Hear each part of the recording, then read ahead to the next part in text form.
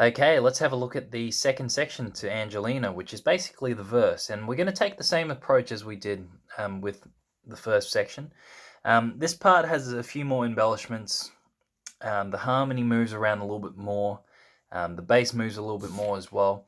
The melody isn't as clear as the first bit because of those embellishments. However, we're going to take the same approach. We're going to break down the melody, break down the chords, and that way you're given freedom and an opportunity to try to add your own embellishments. And that's I think that's something that's very important. Rather than just copying what Tommy Emmanuel does note for note, you respect the melody, respect the harmony, but then try to come up with your own ideas. So the last bit ended like this. So we had.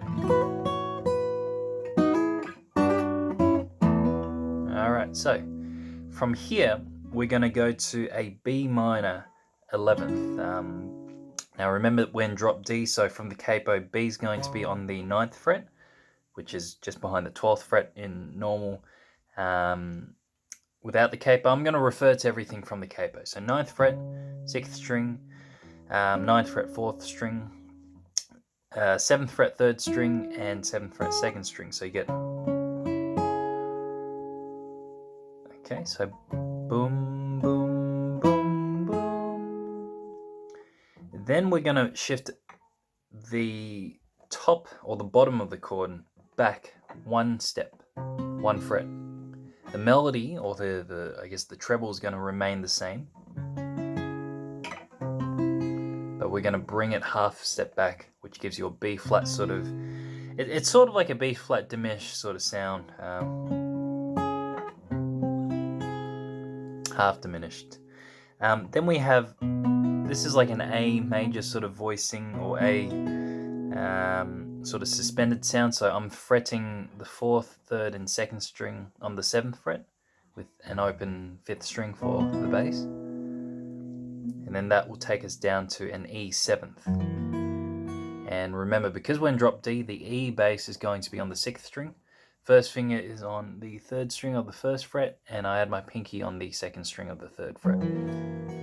So there's your first 4 chords of section B. So we have B minor 11th, B flat sort of half diminished, A suspended, and then E7, E dominant 7. One more time, I'll run through each note and I'll play it as an arpeggio so you can hear every note. So B minor, B flat, A suspended, E7. Excellent.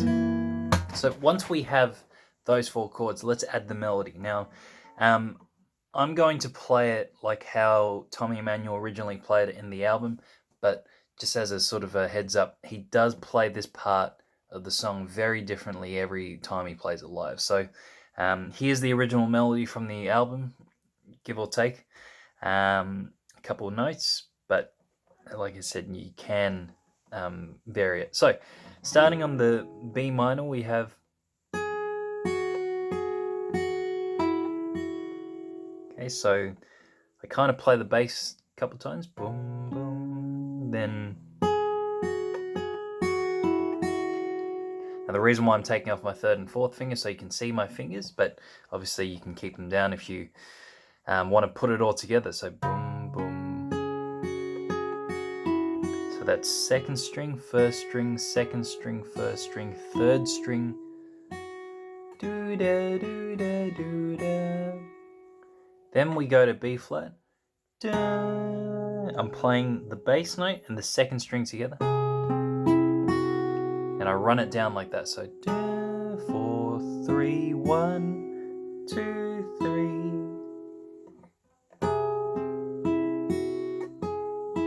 I'll bring it a little bit closer. So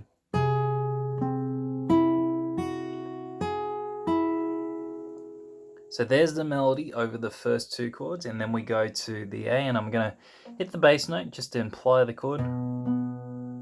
Then we're going to go.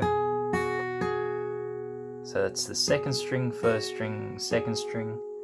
Once you're done with that, take your 1st finger down to the 1st string on the 5th fret. land on D on the 3rd fret 2nd string, E7. So the melody on its own is actually really simple, and it's kind of repetitive over the 4 chords. So we have do da do da do da da do da do do da do do do. With the chords, obviously, sounds a little bit more interesting. So let's add the chords. So we go do da do da do da, B flat, A,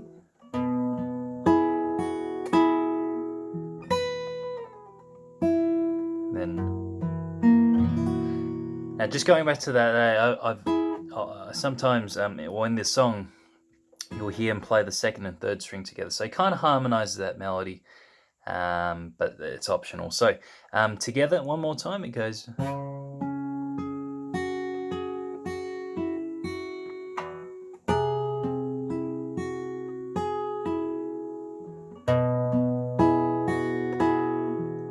You can slide down.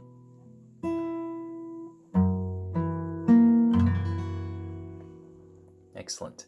So really important for this section to go through the chords first, because the harmony is actually really important in this part. It's important for the whole bit, but here it stands out. You know,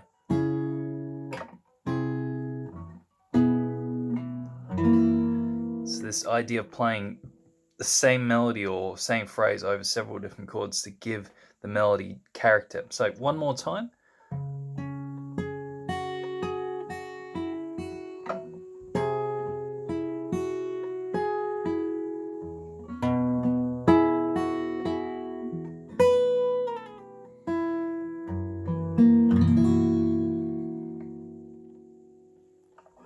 Okay, so have a go at putting that together, and then we will have a look at the next section. Okay, so this part of the song is very tricky.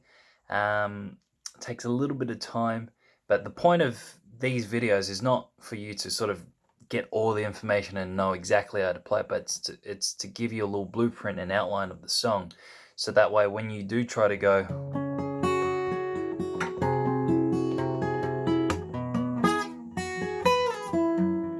or something like that, your muscle memory will be completely intact. You know exactly what to play, you know exactly what the melody is, and that's when you have complete freedom to start exploring different aspects of the song. So have a go at that, and then I'll see you in the next one.